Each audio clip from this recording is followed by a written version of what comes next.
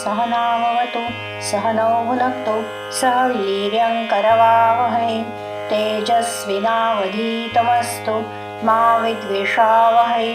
ओम शांति शांति शांति।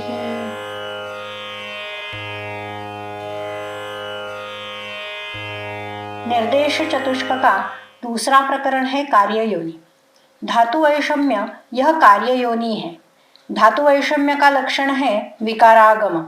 इसका परीक्षण दो प्रकार से किया जाता है, एक विकारों के उपादानभूत दोषों का परीक्षण और दूसरा विकार परीक्षण। निर्देश चतुष्क के चतुष्पाद प्रकरण में मैत्रेय द्वारा उठाया गया संशय बताया है, भेषज अभेषज से भिन्न नहीं है। इसका निराकरण किया है कि सभी विकार उपाय साध्य नहीं होते। भेषज से साध्य व्याधियों में भेषज आरोग्य का हेतु होता है, अर्थात चतुष्पाद की धातु साम्यार्थ प्रवृत्ति यशस्वी होने के लिए विकारों के साध्यासाध्यत्व का परीक्षण आवश्यक है।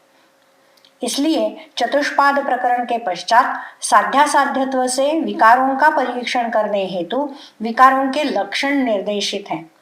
इस प्रकरण का उपक्रम किया है साध्यासाध्य विभागज्ञो ज्ञानपूर्वम चिकित्सकः काले चारभते कर्म यत्तत् साधयति ध्रुवम, अर्थात साध्य असाध्य विभाग जानने वाला जो चिकित्सक भेषजादि जानते हुए योग्य काल में चिकित्सा करता है, वह साध्य व्याधि में निश्चित रूप से धातु साम्य प्रस्थापित करता है।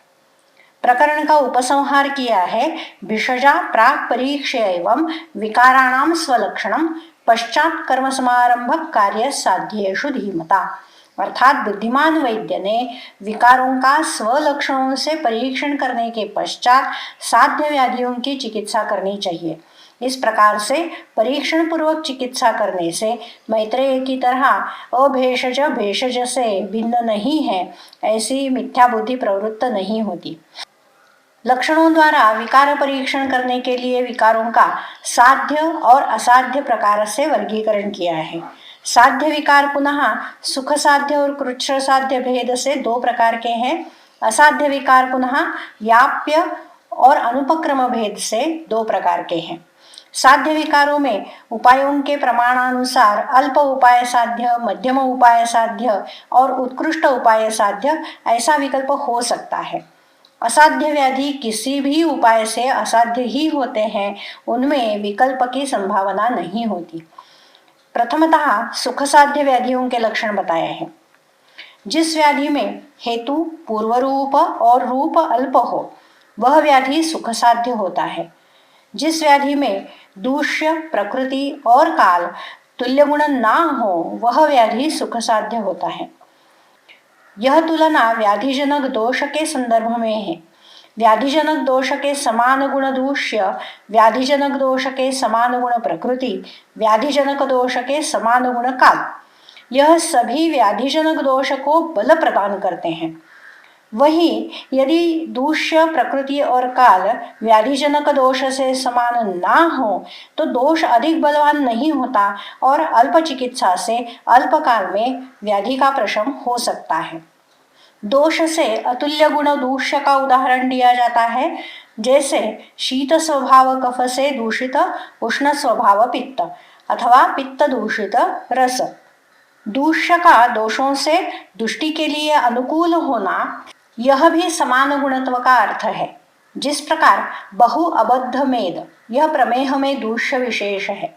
त्वचा मांस रक्त लसिका यदि शिथिल हो तो कुष्ठजनक दोष स्थान संशय करते हुए कुष्ठ उत्पन्न करते हैं।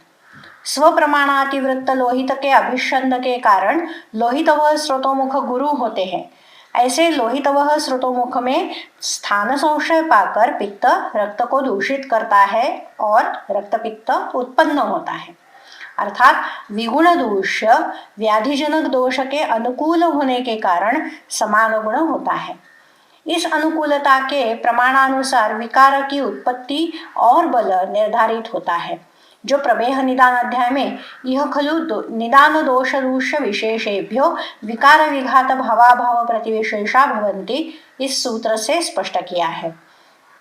अतुल्य गुण प्रकृति, यहाँ प्रकृति का अर्थ दोष प्रकृति यह है। देह प्रकृति दोषानुशयित होती है, अर्थात वह देह मूलतः उस दोष के कारण व्याधित होता है। वही दोष यदि व्याध्यारंभक हो तो देह प्रकृतिकारक दोष के कारण व्याध्यारंभक दोष बलवान हो जाता है और उसके हेतु व्याधि बलवान होता है। वहीं यदि देह प्रकृतिकारक दोष और व्याध्यारंभक दोष समान गुण ना हो तो व्याधि अल्पबल और सुख साध्य होता है। जैसे श्लेष्मल व्यक्ति में पित्तजय व्याधि। अतुल्य काल का उदाहरण दिया जाता है शरद ऋतु में कफज अथवा वातज विकार। यहाँ भी दोष के लिए प्रतिकूल काल अभिप्रेत है। चक्रपाणी ने अतुल्य गुण का अन्वय देश से भी किया है। तुल्य गुण देश दुरुपक्रम होने के कारण मरुभूमि में वातज व्याधि दुरुपक्रम होता है, अनुपदेश में कफज व्याधि दुरुपक्रम होता है, ऐसा कहा है। देश यदि अतुल्य गुण हो तो व्याधि सुख साध्य होता है, जिस प्रकार से जांगल देश में कफज व्याधि। पुनः देश का अन्वय देह से करते हुए कहा है कि मर्म यह सभी व्याधियों में दुरुपक्रम देह देश है। जो व्याधि मर्मगत ना हो वह सुख साध्य होता है। वाग्भट संहिता में सुख साध्य व्याधि लक्षणों में अतुल्य देश स्वतंत्र रूप में कहा है और अमर्मग यह स्वतंत्र लक्षण बताया है। एकागति ही अर्थात शाखा, कोष्ठ और मर्मास्थि संधि, इनमें से एक ही रोग मार्ग में उत्पन्न व्याधि। नव का अर्थ है नूतन, नवजात। निरुपद्रव अर्थात जिस व्याधि में उपद्रव उत्पन्न ना हुए हो और जो एक दोषज हो, ऐसे व्याधि सुख साध्य होते हैं। जिस देह में सर्वौषध क्षमत्व हो अर्थात किसी भी भेषज का बल सहने की क्षमता हो, ऐसे देह में उत्पन्न व्याधि सुख साध्य होता है। यही वाग्भट संहिता में दो लक्षणों से स्पष्ट किया है, यूनः और पुंसः। युवा और पुरुष व्यक्ति में उत्पन्न व्याधि सुख साध्य होता है। स्त्री, गर्भिणी, वृद्ध, बाल इनके देह सुकुमार होते हैं, इसलिए सर्वौषधक्षम नहीं होते। उन्हें होने वाले व्याधि कृच्छ्र साध्य होते हैं, ऐसा आगे चरक संहिता में कहा है। गुणवान पाद चतुष्टय यह धातु साम्य का कारण है, इसलिए चतुष्पादोपपत्ति अर्थात चतुष्पाद संपत यह सुख साध्य व्याधि का लक्षण है। इसमें रुग्ण यदि सत्ववान हो तो उसका स्वयं नियंत्रण अच्छा रहता है और सभी पथ्यों के पालन के साथ वह वैद्य के सभी निर्देशों का पालन करता है। व्याधि सुख साध्य होने के लिए रुग्ण का निर्देशकारित्व महत्वपूर्ण है, इसलिए वाग्भट संहिता में जितात्मनः इस लक्षण से उसका स्वतंत्र निर्देश किया है। जितात्मा का अर्थ है जिसका अपने आप पे नियंत्रण हो। ऐसे व्यक्ति में उत्पन्न व्याधि सुख साध्य होता है। इन लक्षणों में से जितने अधिक लक्षण हो उतना वह व्याधि अधिक सुख साध्य होता है। इन लक्षणों के विषय में चक्रपाणी टीका में कहा है, एतच्च उत्सर्ग न्यायेन उक्तम, अर्थात यह उत्सर्ग न्याय से कहा है। उत्सर्ग का अर्थ है सामान्य नियम। शास्त्र की रचना उत्सर्गापवाद रीति से की जाती है। पातंजल महाभाष्य के पशपशान्निक में कहा है, किंचित सामान्य विशेषवत लक्षणम प्रवर्त्यम येन अल्पेन यत्नेन महतो महत शब्दौघान प्रतिपद्येरन, अर्थात शास्त्र रचना सामान्य और विशेष नियमों से करनी चाहिए। इस प्रकार की रचना करने से अल्प प्रयास से एक नियम से कई शब्द समूह सिद्ध हो जाएंगे। आयुर्वेद की रचना भी सामान्य नियम और विशेष नियम अर्थात अपवाद इस प्रकार की है। यहाँ सभी सामान्य लक्षणों का चयन किया है। जिस व्याधि में अपवाद हो उनका स्वतंत्रतया निर्देश किया है, जैसे ज्वर में तुल्य ऋतुदोषत्व, प्रमेह में तुल्य दूष्यता, रक्तगुल्म में पुराणत्व, यह सुख साध्यत्व के लक्षण है। यदि सुख साध्य व्याधि के लक्षण समझ में आते हैं तो अन्य लक्षण समझना आसान है। जिस व्याधि में हेतु, पूर्व रूप और रूप इनका बल मध्यम हो वह व्याधि कृच्छ्र साध्य होता है। काल, दोष प्रकृति, दूष्य इनमें से एकाध घटक व्याधिजनक दोष से समान गुण हो तो व्याधि कृच्छ्र साध्य होता है। गर्भिणी, वृद्ध, बाल सुकुमार होने के कारण इनमें कोई भी व्याधि कृच्छ्र साध्य ही होता है। जिसमें अल्प उपद्रव उत्पन्न हुए हो वह व्याधि कृच्छ्र साध्य होता है। जिस व्याधि में शस्त्रकर्म, क्षारकर्म, अग्निकर्म करना आवश्यक हो वह व्याधि कृच्छ्र साध्य होता है। अनव अर्थात जिसे उत्पन्न होते हुए कुछ समय हो गया हो वह व्याधि कृच्छ्र साध्य होता है। कृच्छ्र देशज अर्थात दुरुपक्रम देह देशज व्याधि जिस देह देश में चिकित्सा करना कठिन हो, ऐसे मर्मादि देह देश में उत्पन्न व्याधि कृष्ण साध्य होता है। एक ही रोग मार्ग में उत्पन्न, परंतु जिसमें चतुष्पाद संपन्न ना हो और उत्पन्न होते हुए अधिक काल ना होते हुए भी जो दो रोग मार्गों में उत्पन्न हुआ हो, ऐसे व्याधि कृष्ण साध्य होते हैं। द्विदोषज व्याधि कृष्ण साध्य होता है। वाग्भट संहिता में कहा है, लक्षण संकर, यह कष्ट साध्य व्याधि का लक्षण है। सुख साध्य व्याधि के लक्षणों में से कुछ लक्षण विपरीत हो तो लक्षण संकर होता है। जैसे देह सर्वौषध क्षम हो लेकिन व्याधि मर्मगत हो, व्याधि एकदोषज हो परंतु रुग्ण वृद्ध हो, ऐसे अल्प विपर्यों के कारण व्याधि कृष्ण साध्य होता है। अधिक विपर्यों के कारण कृच्छतर होता है और प्रभूत विपर्य हो तो कृच्छतम होता है, ऐसा विकल्प हेमाद्रि टीका में बताया है। यापन का अर्थ है निर्वाह। याप्य व्याधि का अर्थ जिस व्याधि में पथ्य और औषध की सहायता से धातु साम्य का संधारण किया जा सकता है, ऐसा व्याधि।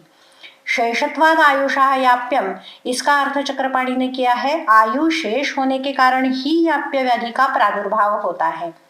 परंतु वाग्भट संहिता के हेमाद्रि टीका में इसका अन्वय व्याधेः शेषत्वाद आयुषा याप्यम ऐसा किया है। पथ्य और औषध सेवन से भी व्याधि शेष होता है, इसलिए वह याप्य होता है। व्याधि शेष होता है अर्थात वह पूर्णतया नष्ट नहीं होता। पूर्ण नष्ट ना होने के कारण वह साध्य नहीं है। किसी अंश से नष्ट होता है, इसलिए वह असाध्य भी नहीं कहा जा सकता। इस प्रकार से साध्यासाध्य रूप स्थिति में रहने के कारण वह याप्य होता है। कितने समय तक याप्य होता है? इसका उत्तर है आयुषः। आयुषः का विग्रह किया है आयुषः। आंग उपसर्ग मर्यादा दर्शक है और उसके साथ पंचमी का प्रयोग होता है। आयुषः का अर्थ है जब तक आयु है तब तक। याप्य व्याधि का यापन जब तक आयु है उस समय तक हो सकता है। पथ्य और औषध के कारण अल्प आरोग्य लाभ होता है, परंतु अल्प हेतु से व्याधि का आशु प्रवर्तन हो जाता है। गंभीर का अर्थ है मेद, अस्थि आदि गंभीर धातुगत। बहुधातुस्थ का अर्थ है अधिक धातुओं के आश्रय से होने वाला। मर्म और संधि के आश्रय से होने वाला। नित्यानुशयी अर्थात नित्य अनुबंधी, दीर्घ काल से शरीर में स्थित द्विदोषज व्याधि याप्य होता है। वाग्भट संहिता में कहा है कि सुख साध्य व्याधि लक्षणों के विपरीत लक्षणों से युक्त व्याधि याप्य जाना जाए। प्रत्याख्येय का अर्थ है निराकृत, अर्थात जिसमें अल्पसा भी साध्यत्व ना हो, ऐसा व्याधि। तद्वत प्रत्याख्येय अर्थात याप्य व्याधि लक्षण समान ही प्रत्याख्येय के लक्षण होते हैं। त्रिदोषज व्याधि सभी चिकित्सा मार्गों का जिसने उल्लंघन किया हो, अर्थात जिसमें किसी भी चिकित्सा से उपशय ना मिलता हो, शाखा कोष्ठादि सभी मार्गों में पसरा हुआ, औत्सुक्य, अनवस्थान, अज्ञान उत्पन्न करने वाला, इंद्रियों का नाश करने वाला, चिकित्सा के लिए कठिन ऐसे मर्मादि देह देशों में उत्पन्न, दुर्बल रुग्ण में पूर्णांश से उपस्थित और अरिष्ट लक्षणों से युक्त व्याधि प्रत्याख्येय होता है। वाग्भट संहिता में सुख साध्य व्याधि लक्षणों के संपूर्ण विपरीत लक्षणों से युक्त व्याधि अनुपक्रम कहा है। इस प्रकार साध्यासाध्यत्व से विकार परीक्षण करने के पश्चात चिकित्सा करें, जिससे साध्य विकारों में धातु साम्य प्रस्थापित किया जा सकता है। इसी प्रकार के वीडियोस के लिए मेरा चैनल सब्सक्राइब कीजिएगा। अगर आपकी कोई सूचना हो, प्रश्न हो तो नीचे कमेंट बॉक्स में लिखिएगा या फिर मुझे मेल कीजिएगा। मेरा मेल आईडी है amruta.karatu@gmail.com। धन्यवाद।